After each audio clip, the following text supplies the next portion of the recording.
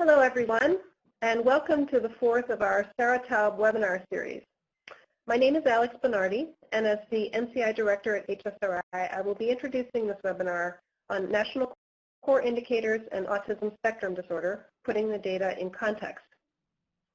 Sarah Taub was the National Core Indicators Director until 2013, when her life was cut short by an aggressive cancer. Her sense of mission and purpose was an essential part of the growth of NCI to the prominence it has today. She was a fierce advocate for people with disabilities and for their representation at all levels in the work we do. She never let us forget the people behind the numbers. We present these periodic webinars on important topics representing issues that matter in people's lives in Sarah's honor. This webinar will use data from the National Core Indicators to examine the demographic characteristics and outcomes for adults on the autism spectrum who receive supports and services from state intellectual and developmental disability systems. Val Bradley, the president of Human Services Research Institute, will kick off and lay out some of the findings in the recent NCI data. Building from these findings, Ari Naiman will provide commentary and policy recommendations. Ari is the president and co-founder of the Autistic Self-Advocacy Network. A few words about how we're going to operate this webinar. Please use the call-in number provided in the chat box for your webinar. We will allow time for questions at the end. Use the chat box to type your questions, and our colleague Stephanie Giordano will be passing your questions on to Val and Ari. And we'll be opening the phone lines at the end for those who'd like to ask questions over the phone. I also wanted to mention that for the purposes of this webinar, we wanted to talk about the terminology preferences and language we will be using. Within the autism and autistic communities, there's a wide variety of different linguistic preferences, with some people preferring the use of identity-first language rather than person-first language. So you will note that within this presentation, we will alternate between using person on the autism spectrum and autistic person. There's a link here for more details. Val and Ari, take it away.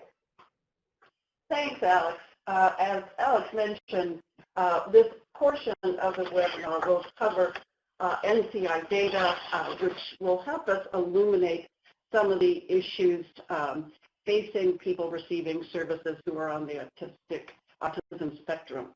But before we get into the actual data, I just wanted to do a little bit of an overview to give us some context.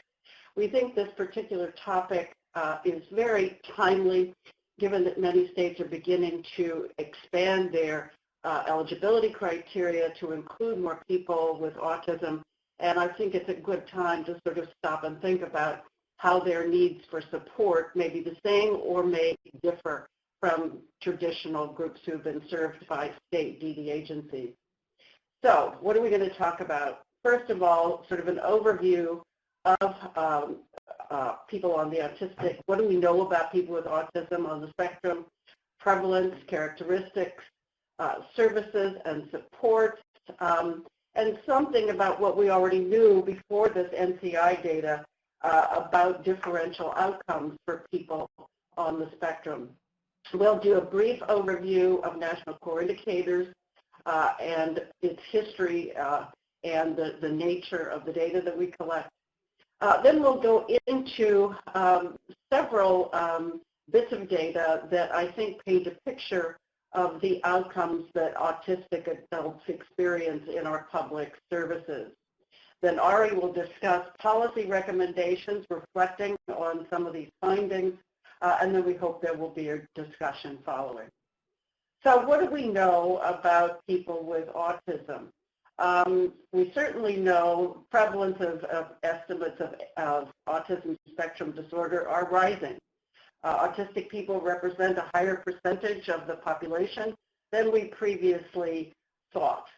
There are a variety of theories about how and why this trend has accelerated, with some people believing that a portion of the increase in these diagnoses is really that we've gotten better at differentiating between intellectual disability and autism and other forms of mental illness. The proportion of autistic people with co-occurring intellectual disabilities, by some estimates, is as high as 60%. Again, however, there is some question among some in the autism world about the applicability of these standardized tests for people with autism. Autism and state ID, the service systems, there are changes that have happened.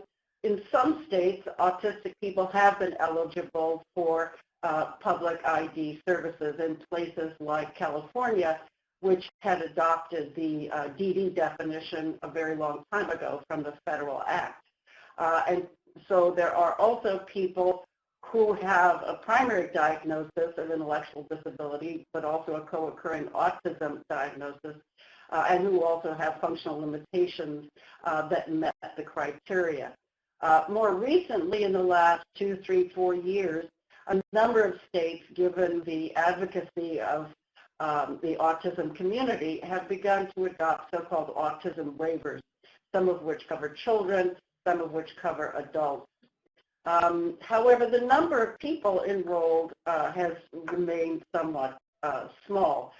Amy Stewart in 2012 estimated that only about 8.1% of individuals receiving public services had been assigned the autism spectrum diagnosis. A lot of you may have heard that recently DSM, the Diagnosis and Statistical Manual 5, took a pretty significant step in redefining autism. It eliminated what had been separate categories of autism disorder, which included pervasive developmental disorder, or PDD, Asperger's syndrome, childhood disintegrative disorder, and autistic disorder. Instead, there is now one diagnostic category for the autism spectrum. That was a fairly significant change. So now to be classified on the spectrum, individuals must show deficits in social communication impairment and restrictive interests and repetitive behaviors. It's hoped by more optimistic observers of this change that the use now of a single diagnostic category for autism spectrum disorder within the DSM-5 will result in increased access to services for those who may have met the functional eligibility criteria for IDDD systems, but were excluded because of a diagnosis of PDD or one of the other subcategories. There have been a number of changes in our world generally over the last several decades, including the rights now in the Developmental Disabilities Assistance and Bill of Rights Act, the ADA, the IDEA, the Rehab Act. So there have been significant changes and reforms and progress in our field, led certainly to the growth of community-based services, and we now have public policy that encourages inclusion. However, the people with autism and people on the autism spectrum do not appear to have benefited to the same extent as those without autism. Research has certainly shown poor adult life outcomes in areas such as independent living, community inclusion. Also, some of the research on teens in schools has shown that people on the spectrum fare much worse than students with intellectual disabilities in such areas as physical well-being, social support, and psychological well-being. So now, with that backdrop, let's look at some of the NCI data and what it tells us about outcomes for autistic adults receiving services. First of all, just a very brief overview. Hopefully most of you are already familiar with National Core Indicators, but NCI is a collaboration really among the National Association for DD Services, us at HSRI, and state DD directors. It's a multi-state collaboration, goes back to 1997 in 13 participating states. We're now in 45 states, which is quite extraordinary. including the District of Columbia, a group of counties in Ohio, and all of the regional centers, all 21 regional centers in California, which, by the way, because of California's traditional eligibility criteria, does mean that the NCI database now has substantially more individuals within it with a diagnosis on the autism spectrum. The goal of NCI has always been to help public managers measure the outcomes of their services, to benchmark their performance with other states, and to dig into specific outcomes and domains such as employment, community inclusion, choice, rights, relationships, service satisfaction, etc. This is just a map of where NCI has been implemented. You can see there's very little white space anymore, and we hope in the next couple of years to have all of those states filled in. But it does mean we've reached critical mass, and that the national data really does reflect the diversity in terms of urban and rural and cultural diversity across the country. The data source that the data is drawn from that I'm going to present comes from the Adult Consumer Survey, which is really the linchpin of NCI. As you probably know, it's a standardized face-to-face survey with a minimum sample of 400 randomly selected individuals in each state. It includes 3 parts. The first part is background information, including health and other socio-demographic figures, data. Section 1, where we don't allow proxies, where the individual, if he or she is capable, will answer. If they're not, no proxies are allowed, primarily because those are sort of intersubjective judgments. Section 2, more instrumental questions, we do allow proxies. We do not, when we train the interviewers, we tell them that there should be no pre-screening procedures. You don't walk into a room and say, oh, I'm sure this person isn't going to be able to answer. You proceed with the survey, giving the person the benefit of the doubt. This is, keep in mind, a survey of only adults, people who are 18 or over, and the survey usually takes, on the average, about 50 minutes. So data for this presentation comes from the NCI Consumer Survey that was implemented in 2013-2014. That data collection year, we had 30 states, plus the District of Columbia and 1 sub-state entity. Altogether, that year, 15,525 surveys were collected, and the subsample of that number was pulled using the diagnosis of autism spectrum disorder in the background section. The people who met that criteria for this analysis totaled about 2,277 individuals. So what do the data show about autistic adults receiving state IDDD services? First, let's look at the demographics. I think probably most people are aware that the diagnosis of autism spectrum disorder occurs much more frequently among males than it does females. Although, again, there are people in the autism community who would suggest that there's an underdiagnosis among females. Only 25% of those in our sample who had an ASD diagnosis were female. Level of ID varies, although on some of the indices towards the profound level, there's slightly more people on the spectrum with profound ID. Nothing really stands out there. The sample, the subsample that we have shows that the individuals are much younger than their opposite numbers with intellectual disabilities and no ASD. I think primarily since a lot of these individuals came into the system recently, weren't deinstitutionalized, weren't receiving services over a long period of time. So the proportion of people in our subsample who were between 18 and 22 is about 21% compared to 5% of people who don't have a diagnosis of ASD.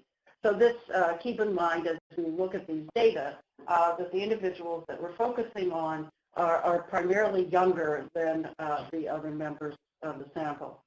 And the percent of those with and without the ASD diagnosis by residents shows that people with on the autism spectrum disorder are more likely to live in independent homes and apartments and community-based residences. More individuals in the subsample with autism have a mental health diagnosis. We divide up the notion of a mental health diagnosis comes from 3 different areas in the survey. People were said to have mood disorders, anxiety disorders, and behavior challenges. And I think you can see that people, autistic adults, are much more likely to be said to have behavior challenges. 49% of those with ASD, as you can see from the dark green bar, have behavior challenges. This is really startling. More individuals with autism have guardians, a significantly higher number. So you can see that people who have an ASD diagnosis, 63% had a guardian. People with autism less likely to live in their own home or apartment. You can see that only about 0.1% have their own home or apartment, whereas 22% of people without who were not on the autism spectrum disorder lived in their own apartment or home. Again, not surprisingly, fewer people on the autism spectrum use words to speak. Here we see about 30% of individuals who have ASD use gestures or body language to communicate, compared to only 17% of those who do not have the diagnosis. And again, if you look at people who use words to speak, 62% of people on the spectrum use words to speak, compared to 77% of those without the ASD diagnosis. Though we don't have a great track record of employing folks in public ID systems so far, people on the autism spectrum are even more or less likely to have paid jobs in the community, 13% compared to 16%. And they're more likely to be employed in more institutional congregate settings. On virtually every aspect of our choice scale, people, autistic adults, make fewer choices about where they live, who they live with, their staff, what they do during the day, their day activities, what they purchase, and whether or not they choose their case managers. So this is a very striking graph. And finally, and not hugely, but still sadly, autistic adults are less likely to have friends, and these comparisons are significant. So just to sum up, as I think I said in the introduction here, people with autism compared to their to individuals who do not have a diagnosis but have intellectual disabilities are experiencing less favorable outcomes really across the board, which really strongly suggests the need to figure out what kinds of interventions are more likely to work to make sure people with autism are included in a variety of the supports that others in the system are receiving. And I think these are some of the things that Ari will be touching on. Thank you, Val, for presenting what we know about people on the autism spectrum who are receiving services from state DD system in the National Core Indicators data. Now we're going to turn it over to Ari Naiman, who is going to talk through some of the policy initiatives that we are looking at and that we know about that may enhance outcomes for people on the autism spectrum or autistic adults. Over to you, Ari.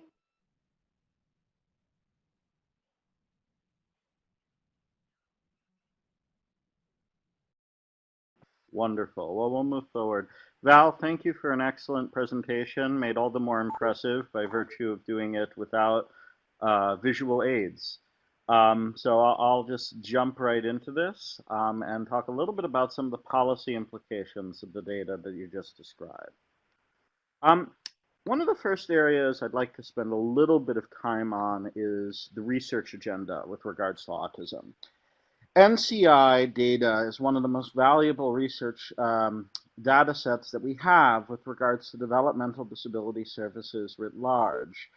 And one of the challenges that we see is that right now, very little of the federal autism research investment in autism goes towards research on studying the needs of adults with disabilities, on the needs of autistic adults, as well as the services and supports going to autistic people of any age. As of 2010, which is the last year of which NIH made data available, only 1.5% of the research agenda went towards autistic adults, and only 2.45%, less than 2.5%, went towards services research.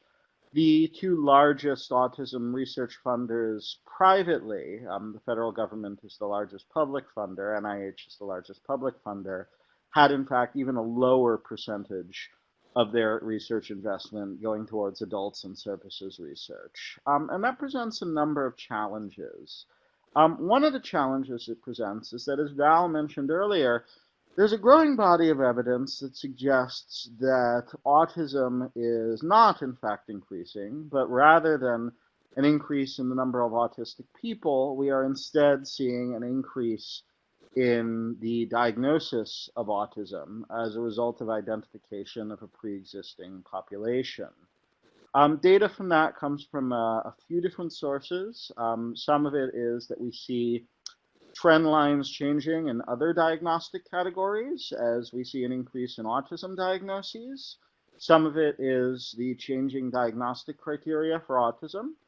And some of it is also the fact that when we have seen population-level health surveillance, similar to what the CDC does for 8-year-olds, applied to adults, we find the same percentage of autism in adults as in children. So far, that study has only been conducted in the United Kingdom, but it's suggestive of the fact that autism holds constant among age cohorts.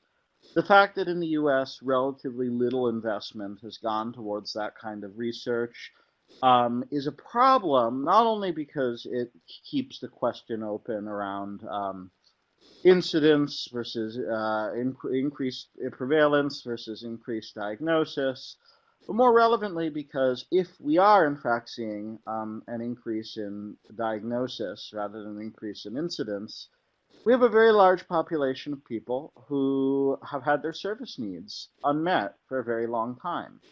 And I think that's something chances are everyone could get behind, the understanding that autistic people, particularly autistic adults, are not having their service needs met, and we benefit from research into how we can improve service quality.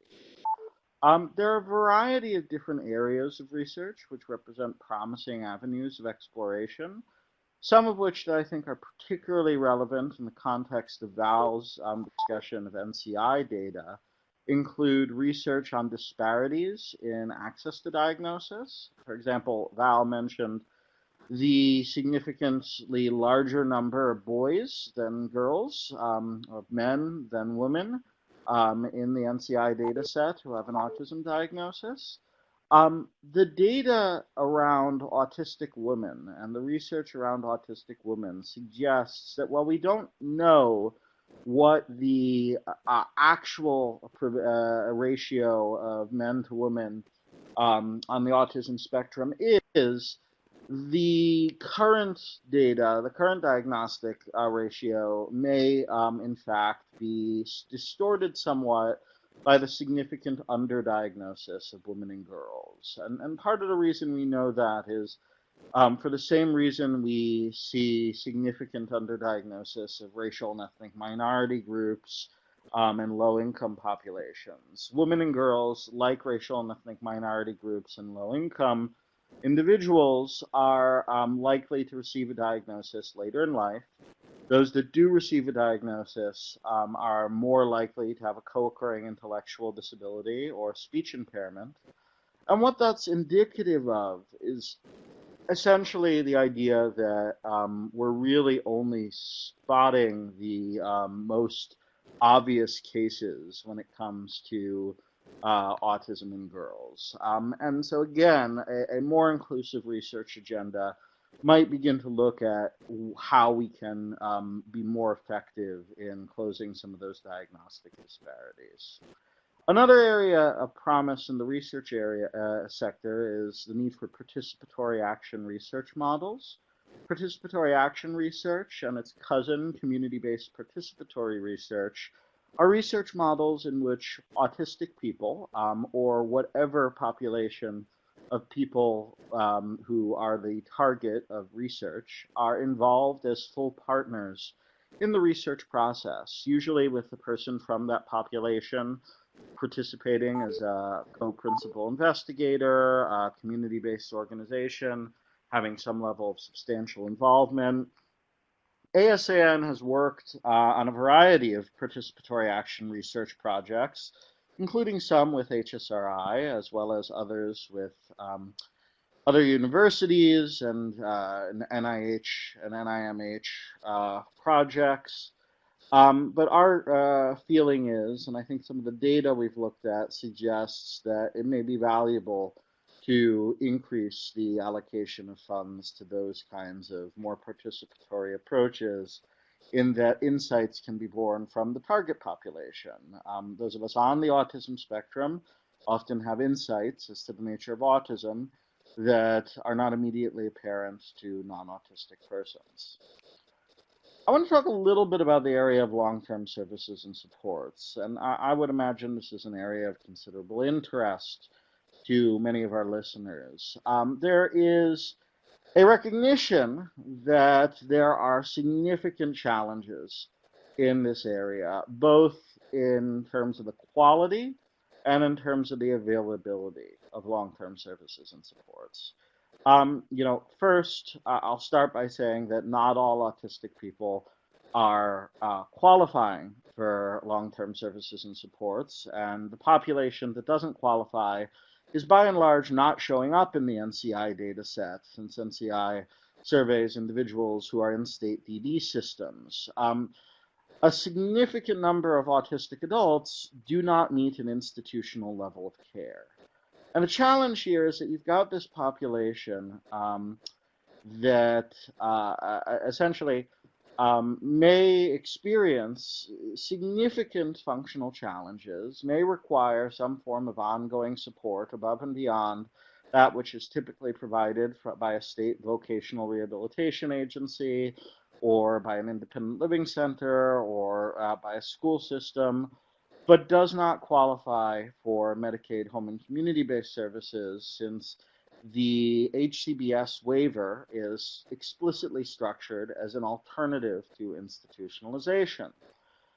Increasingly, we're starting to see the emerging use of a state plan authority by some states called 1915I that allows states to utilize Medicaid funds to provide home and community-based services to targeted populations, including those that do not meet an institutional level of care. For example, Delaware recently launched a 1915I state plan benefit specifically targeted around serving people with disabilities of all kinds who are transition age, and supporting them in moving into integrated employment.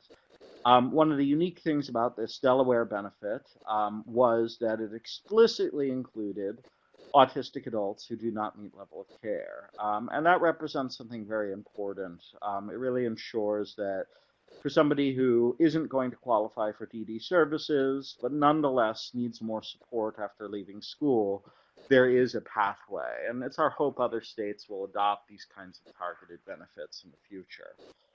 With respect to the population that is already receiving home and community-based services, there's also a need for some substantial change. Val mentioned that autistic people are more likely to be in provider-owned residential settings, and also mentioned that autistic people are more likely to live with their families. And in both respects, there's a need for additional investment.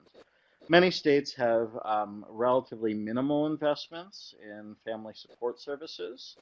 This, in my view, represents a significant mistake, a significant problem, both by virtue of the unmet need, but also by virtue of the fact that the data around autism shows that respite care and family support are two of the most effective kinds of services that we can see to drastically reduce the risk of institutionalization among autistic children and adolescents. The new CMS home and community-based settings rule explicitly encourages states to shift away from provider-owned residential settings. It doesn't make them impermissible, but it holds them to a higher standard, in part because of the urging of self-advocates and the recognition that people tend to have less choice and control in provider-owned settings, which is also reinforced by NCI data.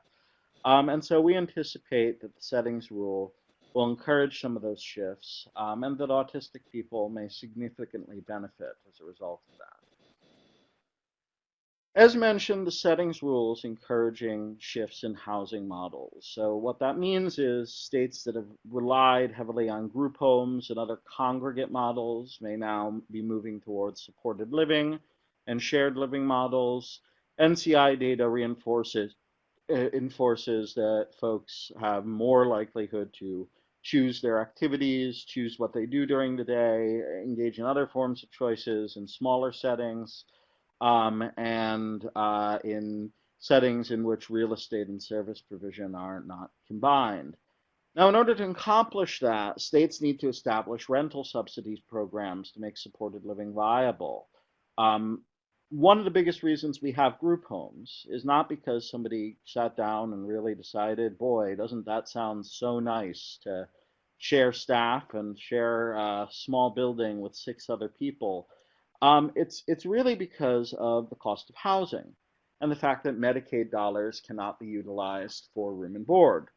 And so if we're going to make progress in implementing the settings rule and in supporting autistic people to exert their right under the settings rule to have a choice of settings to live in, including non-disability specific settings, there's a very strong need for states to explore, even through utilizing state funds, rental subsidy programs. We've certainly advocated for allowing Medicaid dollars to be utilized on a limited basis for rental subsidies in settings compliant with the Money Follows the Person program, but current law does not allow that.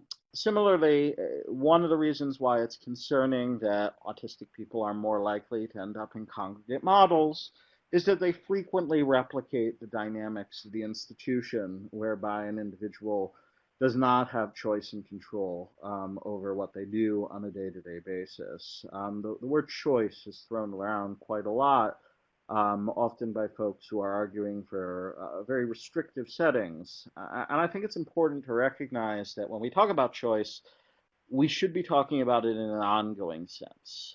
So to say to somebody, well, you can choose between this group home or that gated community, or you can go on your own, or you have to live with your parents forever, or whatever it is not a meaningful choice. It's not an informed choice very often.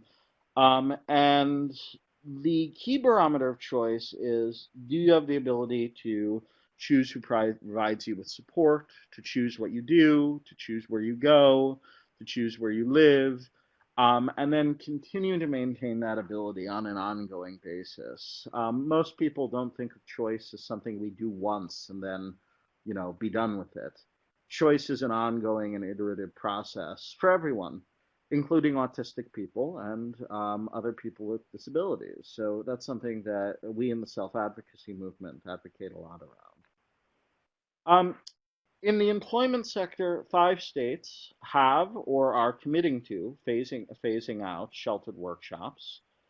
This has been driven in part because of the growing employment first movement, but also because of Olmstead litigation around integrated employment. We've got this recognition that just as we said, you know what, you don't have to live in a big congregate setting, in order to get services to support you in a residential context. We can probably say the same thing around employment as well.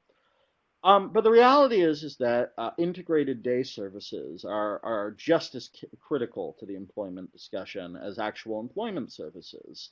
Very frequently, when we close a workshop, some of the folks there are going to find integrated employment, and that's great. Some folks are not going to find that in the near term. We're going to keep on working on that, but that's more of a long-term process.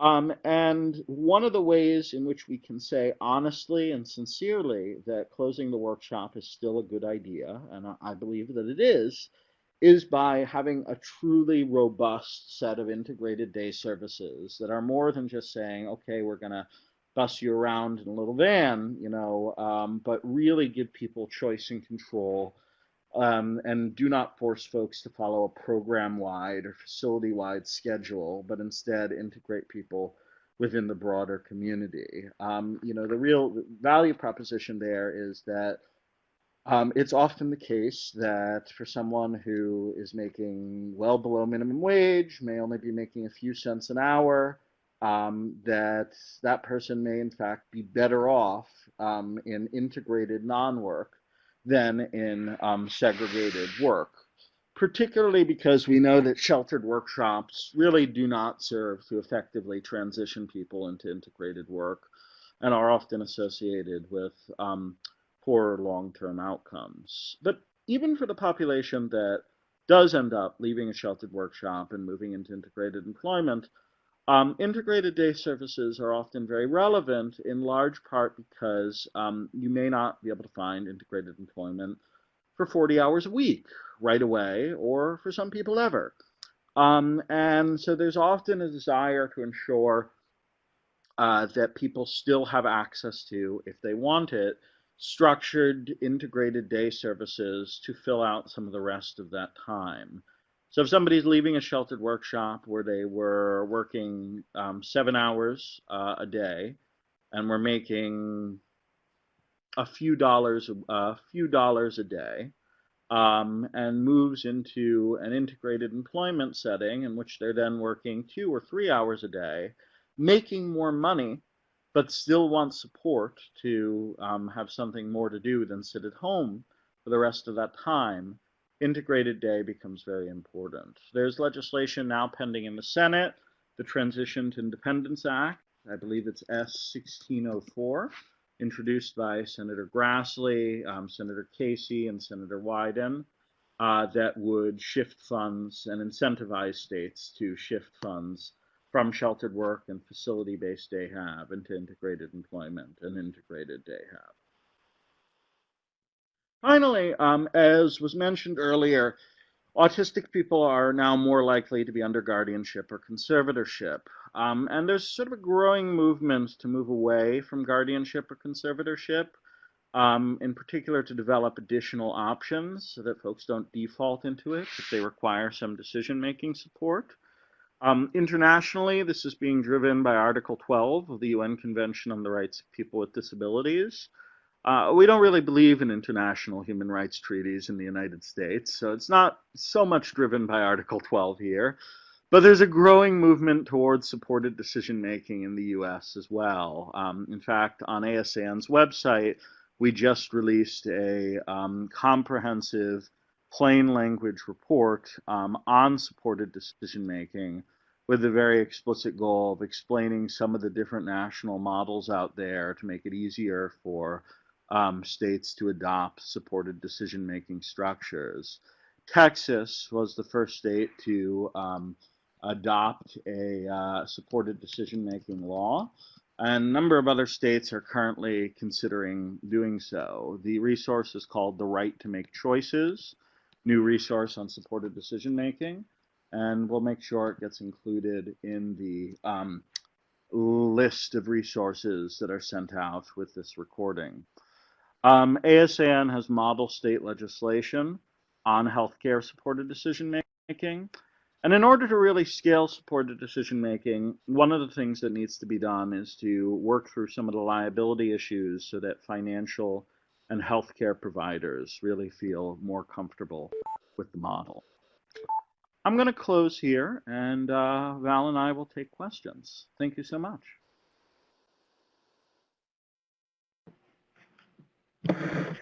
Okay, so we have now we're coming through the phone line. I've just muted our computer for a moment.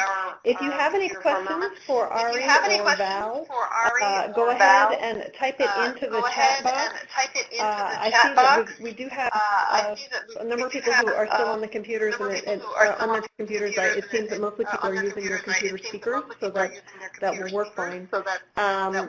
We may have to type some responses in from HSRI if we need to. But if you have any questions, please go ahead and add them. I will say now, as people, if people are adding in some of their questions, we are going to be, this has been recorded, and we will be making the recording available. It will be on the HSRI, the National Core Indicators website, and I will include the website link in the chat box in a minute. I should also say, this is Val, that we will be posting PowerPoint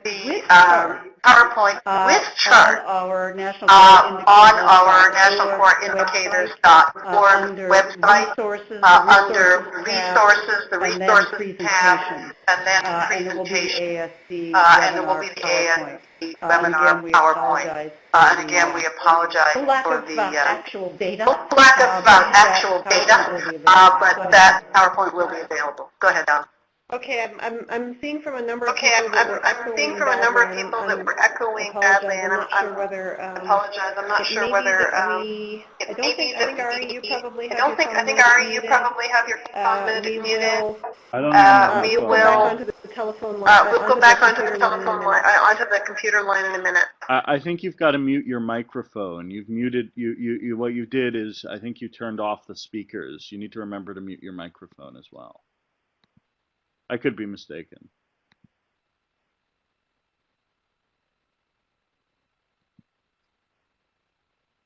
Okay, that seemed to work. We will hopefully take some questions shortly. If I could invite folks to write their questions into the chat window. Type away. And I see several of you are typing.